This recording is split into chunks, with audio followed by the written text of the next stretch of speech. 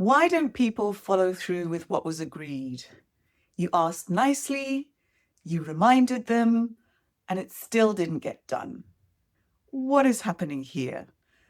Let's break it down. My name is Dawn, and this is Have That Talk. So you've been working with a colleague on a report that needs to be handed in before the end of the month.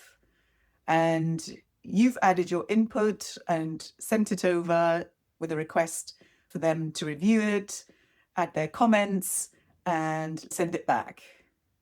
2 days later, nothing has come through. And you give them a call and you find out they've been off sick. So you say, okay, how far have you got with the review? And they'll say, oh, sorry, I didn't get round to it. Let me get back to you as soon as possible. And Monday morning arrives and you still don't have it. What's going on with the report? And they'll say, oh, do you still need it? I thought it was all sorted out last time we spoke. And it goes round and round, with both sides getting more and more frustrated. You were thinking, I was very clear with my request. And they're thinking, why is she putting pressure on me? We have until the end of the month. And this is where the conversation breaks down. The two parties are on different sides of the river.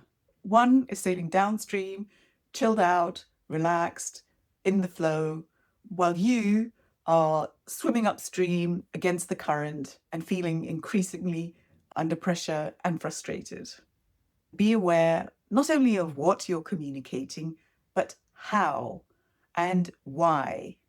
In this case, I know the report doesn't need to be handed in until the end of the month, but I'm gathering input from several colleagues from across the organization, and I need to have time to consolidate it all into one coherent report. So I would really appreciate your feedback by Friday. So you give the context and you give the time frame.